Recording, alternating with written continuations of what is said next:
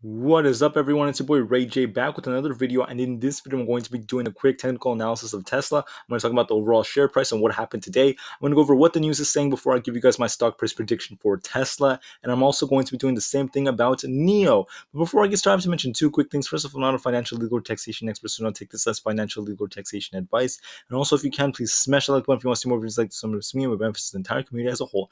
With that all said and done and out of the way, let's get on with the technical analysis. So, looking at Tesla, we had a great day in my opinion. Even though we did close slightly in the red, just barely in the red, we still had an absolutely fantastic day. So looking at a 5-day 5-minute chart, you could see that Tesla had this sheer drop down to $718, and it had to do with what happened in involving Evergrande in China. I mean, it was horrible news. Now, why was it horrible news? Is because everyone, or at least the large majority of investors, panicked when they heard about this. Institutionalized investors panicked too, as Evergrande was on the verge of defaulting on its debt. However, guys, it turns out that the situation is not as bad as people think it was, and it does not look like the overall market's going to crash because of it. There could be more red days coming, but red days, like I said before, guys, red days are normal for a market. The market cannot always be green. So when it comes to Tesla crashing the way it did, look at where Tesla's been ever since that day. For the past 5 days, since the 20th of September, Tesla has been going up and up and up and up, and we're at $751.94. Let's go, guys. I did mention in my previous videos that 750 was a price target for Tesla, and Tesla just closed above it. So looking at it from a technical standpoint today, there was quite a bit of volatility in the very beginning before Tesla had this run up right over here. And the volatility improved and began to increase just slightly towards the very end before Tesla had a run up to $753, testing that level of resistance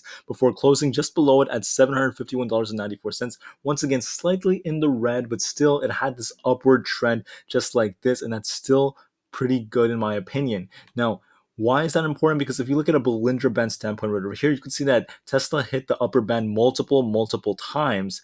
Now that's significant because it shows that there was lots of buying pressure, and Tesla had the audacity to go up and up and up and up despite what the media is saying, despite all the bad things that are happening. RSI data shows the exact same thing.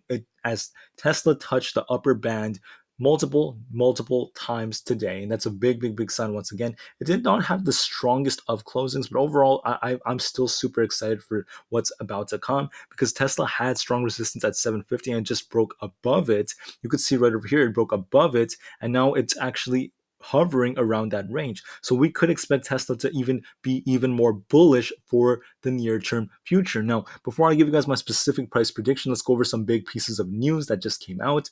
It was stated by Inside EVs that older Tesla Model S motor might fail if driven in the rain. And they stated that Tesla doesn't seem to want to honor the 8-year motor warranty either. It's just more and more lies out there about how Teslas are horrible, how Teslas will not work in heavy rain or in flooding. And I mean, there's some truth behind it. There have been some instances where that happened, but that's just something that's part of the process, guys, because Tesla was a relatively young company when their 2014 models came out, and they've definitely improved at the problems. And at the end of the day, Tesla's going to deal with the problem if it actually comes, and it's not just the media attacking it. So I do not want you guys to just think that Teslas are bad cars, this and that, but you have to ask yourself, are all motors in vehicles waterproof? And guys, do not worry about something like this. Elon Musk once tweeted that we definitely don't recommend this, but Tesla Model S floats well enough to turn into a boat for a short period of time and thrust via wheel rotation. And that's obviously a kind of like a joke Elon Musk made, but do not necessarily let this fool you into thinking that Teslas are bad cars. It's just more and more FUD that's out there. Now, another big piece of news was the fact that Lucid Eyes buy point as air deliveries loom with the 520-mile range outgunning Tesla. Now, when this happens, guys, when there are big pieces of news for other sedans or EV vehicles, people tend to compare them with Tesla, and they tend to bash Tesla for it. They've done the same thing with Mercedes. They've done it to Lucid. They've even done it to Neo. And what they like to do is they like to compare these cars. Now, what am I going to do in response to that? Fine, let's just somewhat compare them. But you have to remember that the Lucid Air Dream starts at $169,000. And they do mention that a more affordable one should be coming quite soon. It's nothing necessarily to be worried about. But what I want you guys to know is Teslas don't cost that much. You could buy a Tesla, you could buy 4 Teslas for that price almost. But I want you guys to know that I'm not just going to compare these companies and tell you one's better than the other. Lucid is relatively new as well, and they're getting started in their marketing and all that good stuff. Their Lucid Air is coming out, and they're both great cars. Both of them will have longer ranges. It's just that the EV crash happened because of the global chip shortage. It had some negative sentiment associated with it. So I'm not scared about what's happening today. I don't want to compare these companies, but what I do want you guys to know is in the long term, both of these companies have massive potential, and it's going to take time. But I do not want to hate on any companies or say that the one is better than the other. It's just crazy, okay? They're also comparing the Mercedes EQS with the Tesla Model S and the Lucid Air. I mean, they've been doing this for so long. They're comparing the batteries, whether the Mercedes one has a 115 kilowatt battery and the other ones have different batteries. I mean, it's just a total disaster for them to be doing this and simply comparing these companies the way they're doing it. But I'm not necessarily worried, okay? I'm not scared that one company is going to outpace Tesla. One company is going to destroy Tesla because we want competition. We like competition. But when it comes to the overall stock price, when it comes to the things that are going on, I'm still very, very bullish. So there were bad pieces of news that may have played a role in causing Tesla to close a little bit in the red, but overall, it still had a good day. You could just see this recovery right over here. It may have closed slightly in the red, but overall it recovered. And I think that in the upcoming days, or at least for tomorrow, we should see Tesla go as high as 756. There is some resistance in this range, 755 to 756. It'll consolidate and maybe close around 753. So I would not be surprised if Tesla is in the green tomorrow once again, as the volume is picking up and as it has been recovering over the past 5 days because of what happened. Tesla was in 760s. It was in that range before it had that drop. And I just want to let you guys know that my predictions may not always be perfect because there are nuances in the market and anything can happen. Things can be reported differently and things can cause Tesla to drop just slightly. And that's not Tesla's fault. It's an external thing that plays a role. But overall, I'm still very, very bullish, not just short term, but long term as well.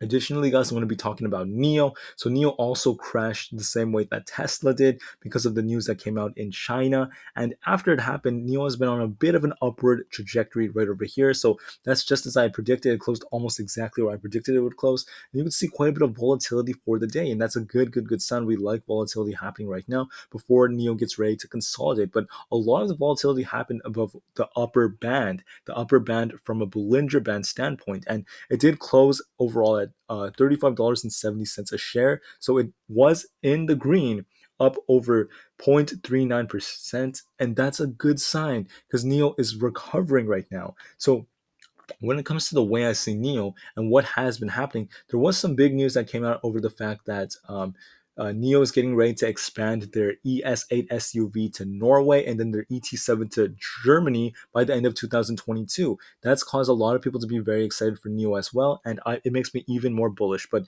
for my short-term prediction, I do think that tomorrow it's going to be a green day. I think tomorrow NEO is going to run up to around $36. It'll consolidate and maybe close around 35.83, somewhere around there, because it does have quite a bit of resistance over there. So I wouldn't be surprised if it closed just like that. And it is just slowly stepping its way up as it's barely going up by like zero point 0.2 or zero point 0.3 per day. So it is making big moves, but that doesn't necessarily mean I don't believe in NEO because in the long term, I'm super bullish for both Tesla and NEO. It's just a game of patience. With that all said and done, guys, I want to thank you so much for listening. I know that it has been tough seeing that these companies dropped quite a bit after the negative news that came out, leading to a negative sentiment towards the overall market. But overall, guys, NEO and Tesla are both the futures. They have great potential for the sectors they're about to enter, such as battery technology, such as the EV market and AI. Plus, they have self-driving technology being innovated right now. So there's only so much I can say right now compared to what I'm going to say in the future about these companies because huge things are coming. Huge things. With that said and done, guys, I'm super grateful that you guys are listening to my videos. And look, the stock market is not a place for your emotions. I know that you could often become really sad. You could become petrified if you see the money in your brokerage account dropping. It's scary. I get it. And there are going to be times where Tesla and NEO may even enter some downward trends every now and then. But the question is, are you going to give up just like that? Because we know that I don't care about where NEO or Tesla go on a day-to-day basis. I care more about what's going to happen in the long term. And in the long term, not just me, but other investors out there, Kathy Wood, we're all super bullish for these companies and we believe in the future of the EV market. With that said and done, guys, thank you once again. Stay strong and never ever give up on your dream. And I will see you on the next one. Peace out.